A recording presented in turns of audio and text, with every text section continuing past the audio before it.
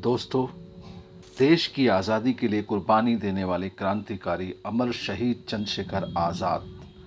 आज मैं इस पार्क पर खड़ा हूँ जहाँ पर चंद्रशेखर आज़ाद जी ने अपनी कुर्बानी दी थी।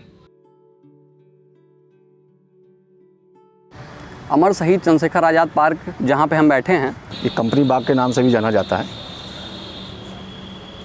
ये हमारे इलाहाबाद का एक बहुत बड़ा गौरव है। यहाँ पे एक मुखबरी हुई, यानी कि वो अंग्रेज़ों से, बहुत सारे अंग्रेज़ों से घिर गए और वो एक पेड़ के पीछे लड़ते लड़ते उन्होंने यहीं पर अपने को समाप्त कर लिया था और एक आज़ादी की बहुत बड़ी लौ उन्होंने यहाँ प्रकाशित की थी। भारत माँ का ये सपूत ये सोचा कि अंग्रेज़ों की गोली से मरने से अच्छा है कि हम अपनी ही गोली से हम क्यों ना मर जाएं। अमर शहीद चंद्रशेखर आज़ाद इसी पार्क में मतलब शहीद हो गए।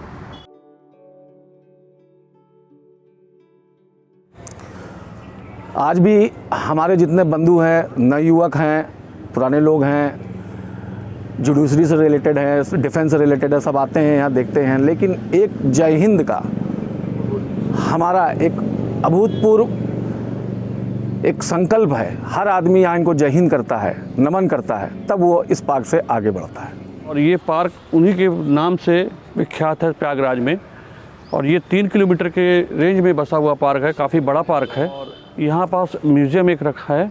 म्यूज़ियम में अल्फ्रेड पार्क के जो चंद्रशेखर आज़ाद ने जिस पिस्तौल से गोली मारी थी, उसकी वो बंदूक भी वहाँ रखी हुई है। इलाहाबाद म्यूज़ियम की हमारी एक तरह बहुत ही बड़ी धरोहर है। ये है चंद्रशेखर आज़ाद की पिस्तौल। बहुत से लोग विदेशी पर्यटक, इंडिया के पर्यटक जो भी आते हैं प्रयागराज में, एक विशेष तौर पे इसको भी देखने जरूर जाते हैं। चंद्रशेखर आज़ाद पार्क यहाँ मुझे बहुत अच्छा लगता है। हम लोग जब भी इधर से गुजरते हैं तो सलामी दे करके ही आगे बढ़ते हैं। भारतीय स्वतंत्रता संग्राम सेनानी के ये सबसे बड़े महानायक हैं। असहयोग आंदोलन में उन्होंने जब वो पकड़े जाने पर, यानी कि असहयोग आंदोलन वो कर रहे थे, उसमें उनका सहयोग था, तो पकड़े जाने पर उनको 15 कोड़े की सज़ा दे दी गई। तो देखिए, इसमें सबसे ज़्यादा इंस्पायरिंग बात थी कि जब न्यायाधीश ने इनसे ये पूछा कि आपका नाम, तो उन्होंने आज़ाद बताया, और जब पिता का नाम पूछा गया तो उन्होंने स्वतंत्रता बताया। तो ये सारी चीज़ें, और जब उनका निवास पूछा गया तो उन्होंने जेल खाना बताया। तो ये जो चीज़ें थी, ये लगभग हम सभी को इंस्पायर करती हैं। और जब जज ने उन्हें सरेआम 15 कोड़े लगाने की सज़ा सुनाई, ये वो पल था जब उनकी पीठ पर कोड़े बरस रहे थे और वो वंदे मातरम का उद्घोष कर रहे थे। यही वो दिन था जब से देशवासी उन्हें आज़ाद के नाम से पुकारने लगे थे।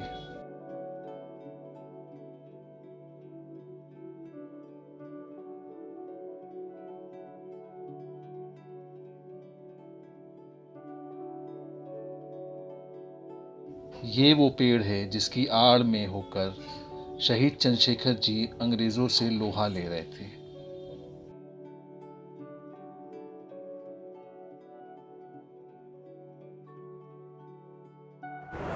हम लोग 10 वर्षों से अमर शहीद चंद्रशेखर आज़ाद जी की शहादत दिवस पे लोक रंग नाट्य महोत्सव करते आ रहे हैं, जो इस बार 26 फरवरी से लेकर 2 मार्च तक यहाँ पर आयोजन होने जा रहा है। 26 फरवरी से लेकर 28 फरवरी तक इसी आर्मी बैंड मंच पे होगा, जो विभिन्न प्रस्तुतियाँ होंगी। 26 फरवरी को उनकी पूर्व संध्या पर कैकेयी वरदान के द्वारा जो कौशाम्बी की नौटंकी है उससे उद्घाटन किया जाएगा। 27 फरवरी को इसी मंच पर चंद्रशेखर आज़ाद जी का मंचन होगा। चंद्रशेखर आज़ाद जी का जन्म 23 जुलाई 1906 को हुआ था। उनका जन्म स्थान मध्य प्रदेश के अलीराजपुर ज़िले का भावरा नगर था और 1920 में 14 वर्ष की आयु में चंद्रशेखर आज़ाद जी गांधी जी के असहयोग आंदोलन से जुड़े थे। चंद्रशेखर आज़ाद जी कहते थे कि दुश्मन की गोलियों का हम सामना करेंगे, आज़ाद ही रहे हैं, आज़ाद ही रहेंगे।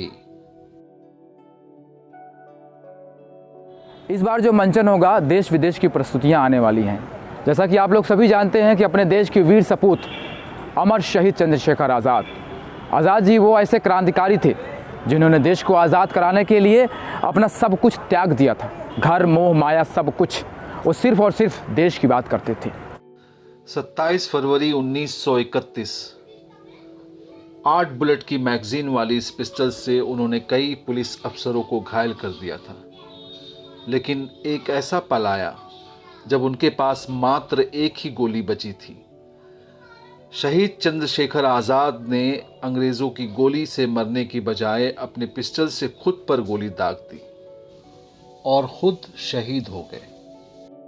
आज़ाद थे, आज़ाद रहे।